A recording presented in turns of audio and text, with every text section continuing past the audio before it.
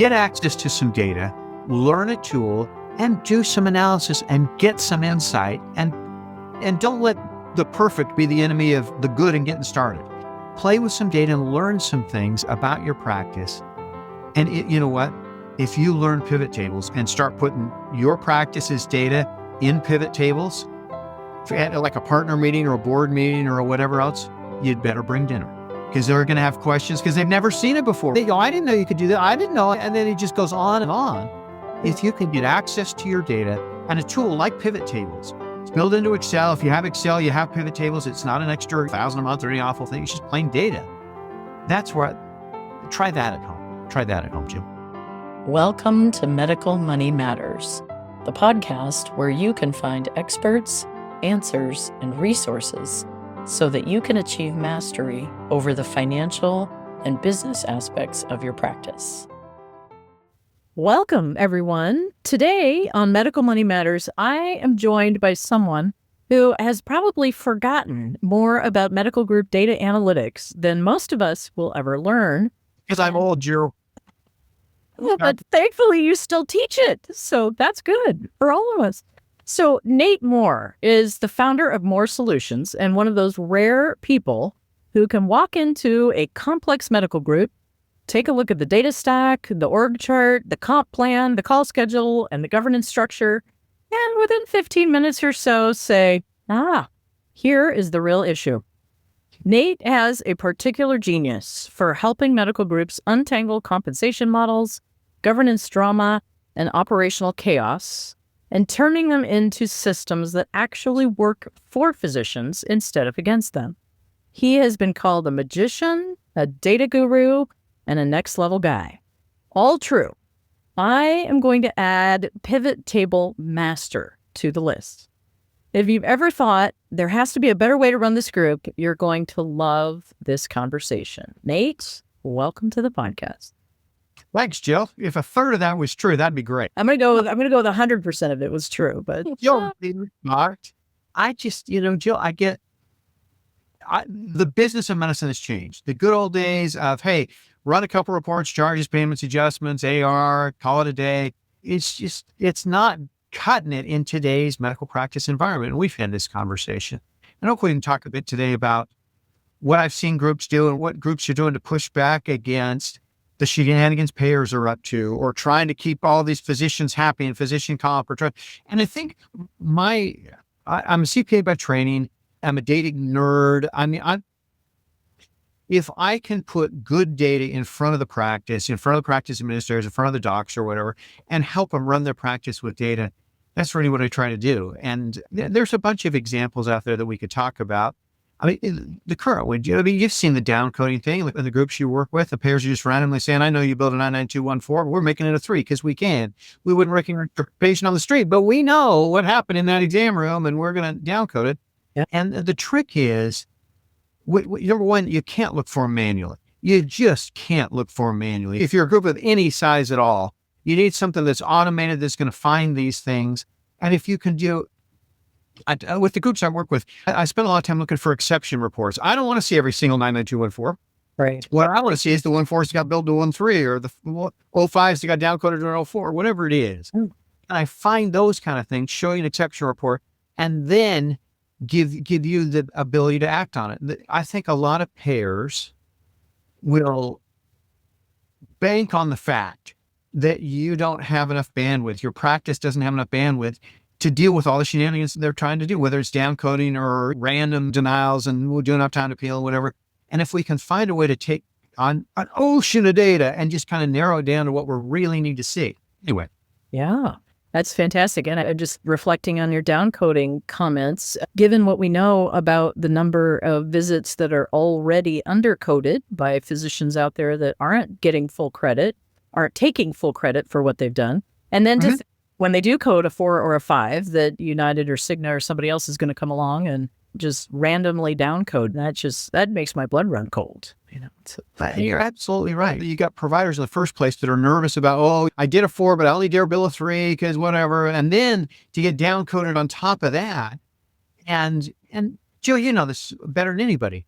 Medical practice is under a lot of pressure. Costs are going up and revenue is not. Yeah. I mean, you don't have to be a CPA to get that, right? Yeah. Yeah. Well, And to get what's happening with the margins. I mean, everybody is getting squeezed. So, yeah. Yeah. So I Not love, with me. Go ahead.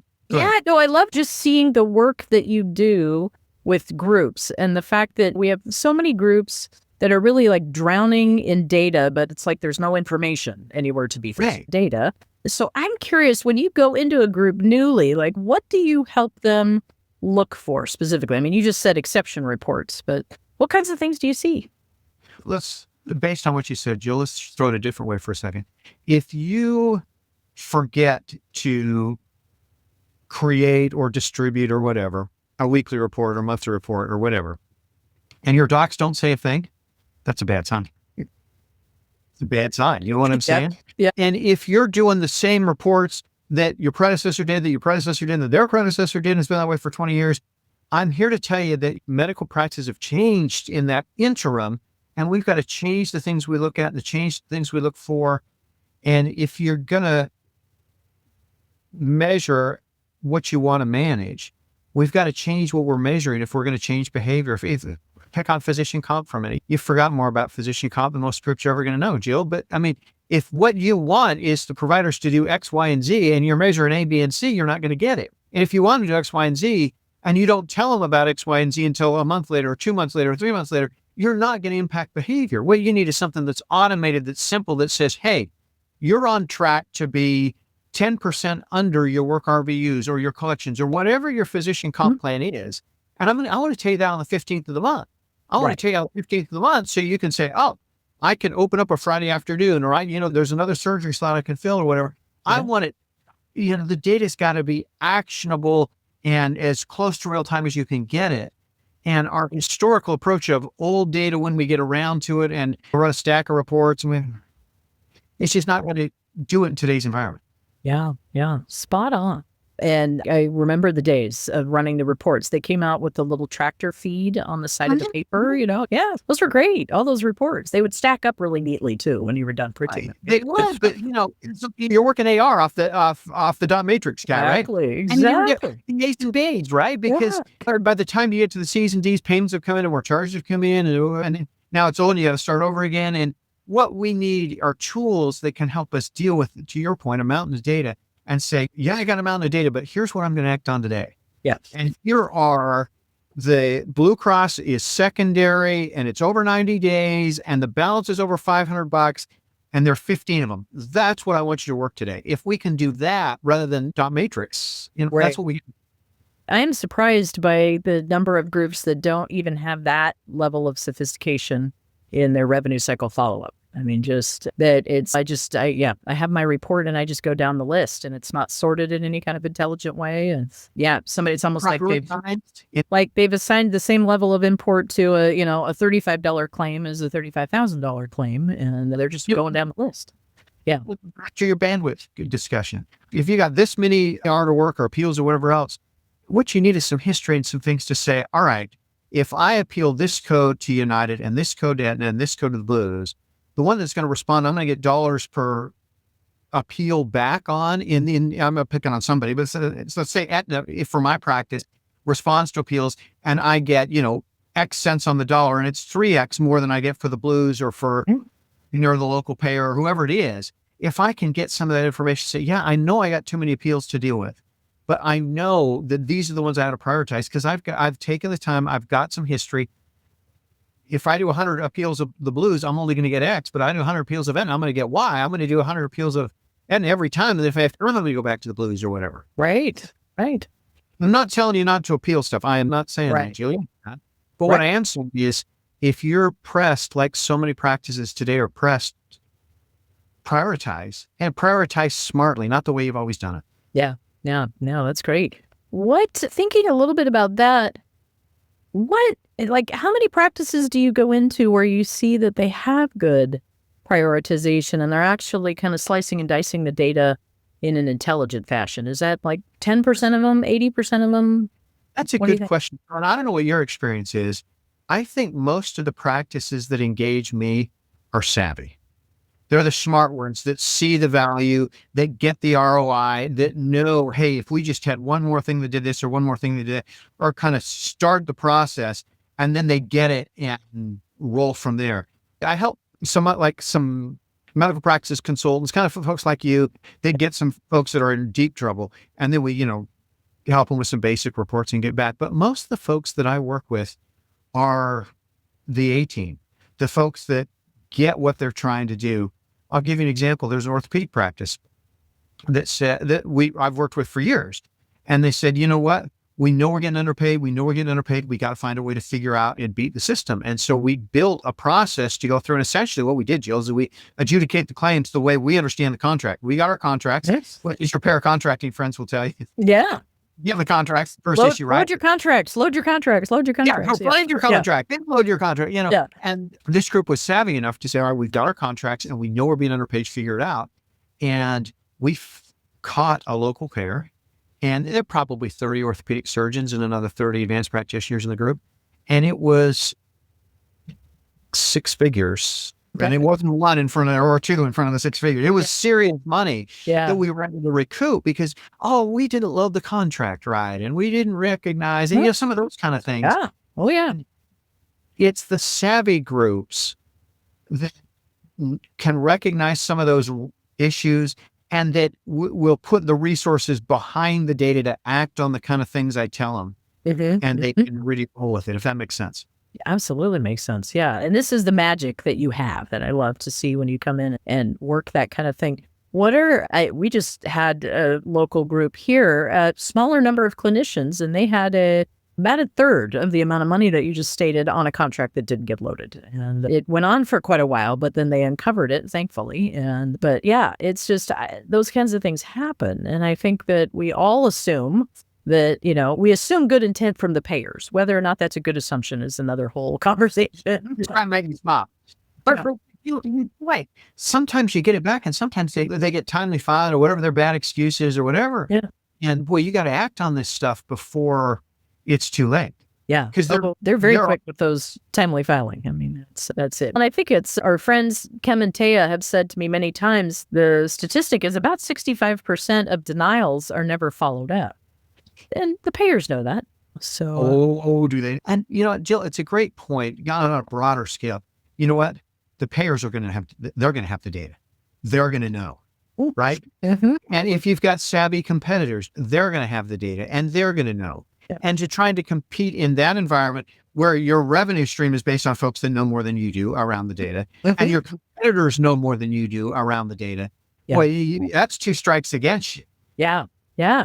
So what do you recommend for groups like that? Other than hire Nate, which is a great answer, what else? What else do you say to groups with, if people are listening and they're saying, okay, he's making a great point. How do they handle that? I think sometimes what I'll do, sometimes there is pushback from the physicians saying, and I'm sure you see this too, Jill, saying, hey, I'm not sure we're ready to hire somebody, either an outside consultant or another FTE or whatever it is. And, they don't sense the need or they feel the cost pressure or whatever. And sometimes what I'll do is the first project will be the one that physicians or the board or the whoever is focused on and solve their problem. And in the process of solving their problem, build a system, build a workflow, build a culture that says, we're going to act based on data. We're going to make our decisions based on data. And so here's something that the board was interested in. Maybe, it's physician comp or whatever their issue is. And maybe the ROI is here, but we built something, right? We built a structure, a foundation. And now we can leverage that foundation. So, all right, now let's go after where the real money is. And it's not the board that's focused on that. Yeah. But, your issue is it's appeals or one of I'm off. It doesn't take much to get me off on a tangent, Jory. I love the conversation. I love all of this. I have seen, you've probably seen in my presentations, you've seen the slide I showed years ago. One of my biggest clients is in Fort Wayne, Indiana. I live in Utah. The way to get from Fort Wayne, Indiana is to fly Delta. From Delta, you fly Fort Wayne to Detroit, Detroit back to Salt Lake. Detroit's a hut, Salt Lake's a hut. That's what you do. And I was outside the airport. This is probably 8 or 10 years ago. And returning the rental car, ready to go back, fly to Detroit. And I get a message from Delta saying, we're about 30 minutes delayed. And pretty soon it was 60 minutes. And pretty soon it was several hours. And the drive from Fort Wayne to Detroit's like 2.5, 3 hours. So everybody, the locals who had to be there just plain drove. Yeah. And so by the time it's 9 o'clock at night, I show up at the Fort Wayne airport and there are 2 pilots, 1 flight attendant, and me. And I've got a picture. You see the picture of my presentation, right? We got on the plane. It's a little plane. Delta does not like me that much, Julie. Let me tell you, they do not. But they had to have the plane further into Michigan that night, so they flew. And the point I tell from that story is Delta lost money on that flight, but they knew they did. They look at the plane, it's obvious. I think a lot of the times practices have unfilled open appointment slots that they can't see that, or worse yet, they're roping off slots on the plane because, we'll hold these, and if we fill the morning, then we'll open the afternoon, or, all this, or orthopedic surgeons, neurosurgeons, sometimes what they want is blonde hair, blue eyes, 23 years old with knee pain. And if you don't meet all the criteria, then, you can't have this appointment slot. Yeah. And what we need to do is, if I can show you, hey, did you know that you've got X amount of unfilled appointment slots last week, last month, whatever the metric is, and here's your wait list. We got people trying to get in the door. Your compensation model is work RVUs or collections or whatever it is that's driven by folks coming in the door, and you're not opening the door and not letting people in. And if we can see that kind of data and then change things to say, all right, maybe not blonde hair and blue eyes, but just blonde hair and knee pain. Can we let, what I'm saying? Yeah. Stretch those requirements a little bit. Yeah. You know what? We're gonna flag this, and we're gonna automatically flag this, and we're gonna let anybody and their dog in within 48 hours of the appointment because we're gonna fill the slot. Yeah. Yeah. And do those kind of things. Can we see those kind of things ahead of time and fill them to do this? I don't know what you see with your practices, but if I have a no-show within 24 hours of the appointment, how many of your practices can fill that slot? Yeah, very few. Very few. If I have cancellation, I shouldn't say no, cancellation within 24 hours. Cancellation within 48 hours. How many of your practices can fill that slot? Very few. We don't see a lot that are either actively or in an automated sense managing any kind of waiting list, although they all would have a waiting list if they created that as a possibility. And I've seen software that will text out 5 people and first one to respond, get the slot. And I've seen things like that to try to fill slots. But if you can see some of that and see it coming and then act on it, whether that's unfilled appointment slots or whether that's your how can I fill? I did this for a group in the Dallas area years ago, and they're dermatology. And the deal is, we back up one step, the dermatology, and we plotted their no-show rates on a chart. Y-axis going up and down was your no-show rate, 2%, 4%, 8%, whatever. And the x-axis going across was how long in advance was your appointment scheduled. So if I scheduled on 2 weeks out or whatever, what's my no-show rate if they scheduled a day out, 14 days out, however many days out? By charting that for dermatology, what they found was no-show rate doubled after a couple of days. The rash went away or they found another provider or they wanted to be seen or whatever, and the no-show rate doubled within a couple of days. And so what we said was, all right, we got to do everything we can to minimize that window of can we get a patient in 48 hours? Can you go in 24 hours? How do we even find them in the first place? And we build a bunch of workflows around that to say, okay, we're going to get people in that door if we get an unfilled, we're going to see unfilled appointment slots up front. We're going to get an automatic email every morning that tells us, here's unfilled appointment slots for the next couple of days, fill them. Yeah. But if they're cancellation, we had reports going during the day that said, we want to find them, we want to find them, we want to find them to fill slots and drive revenue to the practice. Because those extra couple of appointments a day, Jill, they go straight to the bottom line. Really adds up. Absolutely. Because you've covered all the costs already. Yeah. Costs are fixed, right? Other than physician comp or whatever, most of your costs are fixed. Yep. And if you can capture that, add them in. I'm always fascinated when you go in and you sort of look at what the setup is, especially around the schedules and practices, and you learn a lot about their culture that way. And exactly what you're saying, if the physicians and clinicians relate to the schedule as sort of something they need to have protection from, like I need a protected hour to do this or that, and they don't really relate to it like, this is my bread and butter, this is my cash flow. Every one of these slots is extraordinarily valuable. And we had a single specialty group a few years back. When they went in to do a system upgrade and conversion, they had 93 appointment types in their system. Manage that.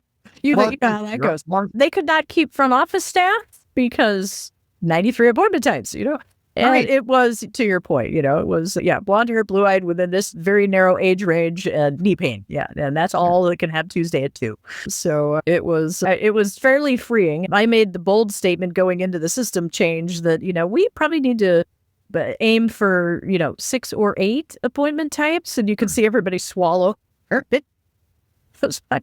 Let's see what we can do. The physicians I've most enjoyed working with over the years will say, I'm going to be here at 8. I'm going to try to leave here around 5. Put some patients in for me. Well, I don't care how you do it. Maybe I'll have some lunch in the middle. And I get the notion of trying to have a bit of a sane work day in your profession. But 93 appointment types was a record for us. Yeah. Yeah. And that was only across like 15 physicians. So that was, yeah. But I want to come back to appointments in just a second, because appointments, they drive the revenue cycle. We're going to come back to that. But so you're based in the Portland area. I was in a conference in the Portland area, like the Pacific Northwest conference. This is several years ago. And somebody raised and we were talking about reducing no-shows and managing appointments and unfilled appointment slots and stuff like that. Somebody in the back said, I used to work, it was kind of like answer for a friend, Jill, but I used to work at a university that had 1,000 appointment types. I'm like, how do we increase that? I mean, there's just no way. Yeah. And so let's talk about appointment types for a minute and why that might matter. I think you can, you probably heard me say this in a presentation before too. If Target knew who was coming in tomorrow, what they were going to buy, when they were going to come, and those and they had all that data there. Target would they'd change their hours. Mm-hmm. They would change their inventory levels. They'd stock differently. They'd do all kinds of things because they'd know exactly who's coming in, what they were going to do. They'd run their inventory and their operations accordingly. Yeah. In medical practice, we're so happy the claim gets paid that we throw away all that data. Right. I mean, we know who's coming in tomorrow for the most part, right? Right. We know next week for the most part. Yeah. And how can we plan and do some of that? You're familiar with the claim scrubber. And before you send the claim to the door, you run tests and make sure that you're going to get paid before, it gets denied. And then you got to appeal and it's another 60, 90, 120 days before you get paid. For groups that I work with, I built an appointment scrubber. Show me all my future appointments. And I've got a list of all the things that might go wrong. That means, if the patient, took time off work, got daycare, drove, 45 minutes to see me, whatever it is, and they show up and they can't be seen because they've got an old insurance and we don't take that insurance anymore, or, they're in the global period. And this is not an argument. If you need to see a patient in the global period, see them. But no, they're in the global period that you're doing this, and this is an appointment that was created 3 or 4 months ago. And then we had back to our knee surgery a week ago. And now, just know that they're in there. And there's all, do I have insurance issues? Do I even know what the copay is to collect? Is there a patient balance that I had to collect before they come in? There's all kinds of things that you could know about the future because appointments kick off your revenue cycle. Yeah. And if you follow up appointments up front, your group with 93 appointment types or whatever else, it's downstream. It's just harder. It just gets harder. Yeah. Yeah. And we were doing a revenue cycle for that group that had 93 appointment types. And so our team was busy mopping up on the other end, and also mopping up from the fact that they couldn't keep front office staff. So there was all this turnover and turnover is like 30% is the last number I saw from MGMA. 30% every year on the desk. Yeah. Every year. So a third of your staff in a medical practice is turning over every year. I can't even imagine, the cost of that. There's so many different ways to estimate the cost of turnover. And there's so many non-monetary costs of turnover as well. We could probably quantify the dollars, but so many things just in terms of reputation and relationship and all of the things that get lost when you have that. Agree. Yeah. So it does fascinate me how I'm sure you find it getting into systems and looking at the data is a bit like an archaeological dig, right? You're just in there. One of the challenges lately is more and more practices are saying, I don't want to deal with the IT and the PHI and the HIPAA and all those kind of things. So I'm going to put my data in the cloud. Well, the challenge is now you got to say, Mother, may I, and pay to get your data out of the cloud so you can do something with it, because most of the canned reports are still charges, payments, adjustments, and AR, right where we started, right? Those saying, this is what we're doing, and it's not the level that we need to be doing. And if your data is held hostage in the cloud, it makes it even harder to run the kind of reports or to automate the kind of things to find, just show me what I need to see. Tell me everything else is running great, but I need to see these 5 appointments tomorrow or these 20 next week or whatever. Right. Help me with these. And it's hard to get that. if you're paying to get access to your own data out of the cloud. Yep. That's well put. We've run into a lot of groups that really don't have control over their revenue cycle data. Like they'll have control over their chart, but not the money side. And that always fascinates me. Like, why would you abdicate control of the information that's about your money to anybody? There ought to be a strategic advantage, right? I mean, Target in a million years, and pick your favorite retailer or your least favorite retailer, whoever it is, in a million years is not going to give away access to a strategic advantage like medical practices do every day. Yeah. It is fascinating, isn't it? I mean, just all of the things. This is a question that has nibbled at me for a long time, and I'd love your thoughts on it. I can observe that healthcare in general and medical practices specifically lag probably 10, 15, maybe 20 years behind in terms of the deployment and utilization of technology. What would you say are some of the causal factors of that? Yeah. A lot of it is, this is the way we've always done it, Joe. This is, it's the way we've always, and I think it is hard to do. I mean, we talk about Target or whoever your retailer is, they don't have to deal with PHI, right? They don't have to deal, and so there's some constraints there. But I think, I think it's some of the physicians need to see the opportunity and the strategic advantage, the competitive advantage in owning your data, in knowing what's going on, and be able to, whether you're pushing back against payers or your competitors or whatever. I'll throw you one more example about how knowing your data might help. Physicians are typically competitive. The neurosurgeons and the groups I work with, I mean, they haven't been fifth at anything since kindergarten. I mean, it's I don't even think they were fifth in kindergarten, but yeah.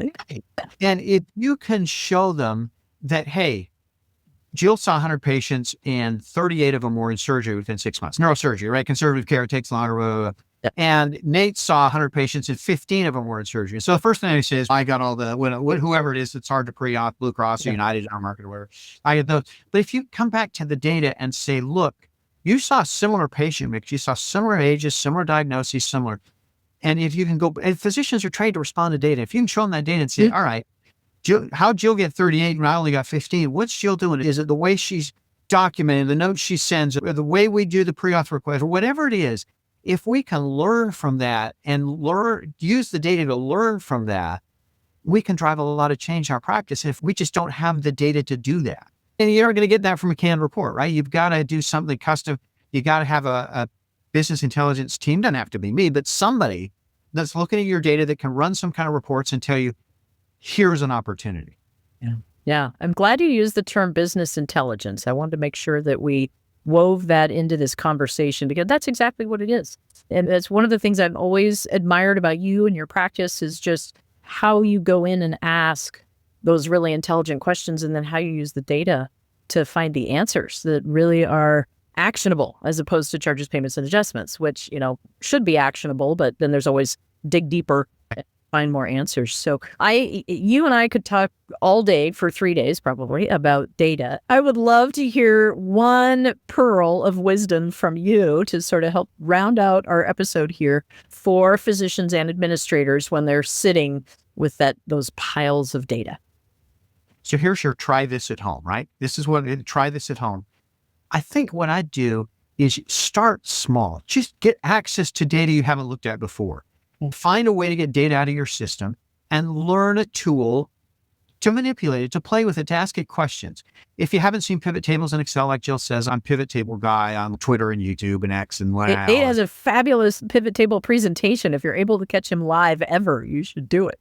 Bring your laptop and on your website as well. And we'll put that in the show notes so everybody can get to your website. So get access to some data, learn a tool, and do some analysis and get some insight. And don't let the perfect be the enemy of the good and getting started. Play with some data and learn some things about your practice. And you know what? If you learn pivot tables and start putting your practice's data in pivot tables, if you had like a partner meeting or a board meeting or whatever else, you'd better bring dinner because they're going to have questions because they've never seen it before. They go, I didn't know you could do that. I didn't know. And then it just goes on and on. Yeah. If you can get access to your data and a tool like pivot tables, it's built into Excel. If you have Excel, you have pivot tables. It's not an extra $1,000 a month or any awful thing. It's just plain data. That's where try that at home. Try that at home, Jim. Love it. I love it. Try a pivot table at home. There you have it. All right. Nate, thank you so much for the time and the conversation, and also just for the contribution that you are to the medical community. And this is a huge contribution to the medical community to do this, Jill. So more power to you for your efforts to educate and enlighten and just kind of show folks, hey, there's another way. There's a better way you could do this. There is. Thank you so much, Nate. Great to be with you. Thanks for tuning in to today's episode of the Medical Money Matters podcast. Before you go, let me ask you, are you ready to take your medical group's coding to the next level? Because that's where Code Mastery comes in. Code Mastery isn't just another coding program. It's the ultimate physician-to-physician training solution to maximize your revenue and empower your physicians with the skills they need to code confidently and win the coding game. From comprehensive high-octane training to actionable insights, Code Mastery gives you the edge you've been looking for. Don't leave money on the table. Visit healtheps.com/codemastery to learn more and take control of your coding today. Let's transform your practice's financial future starting now. See you next time on the Medical Money Matters podcast.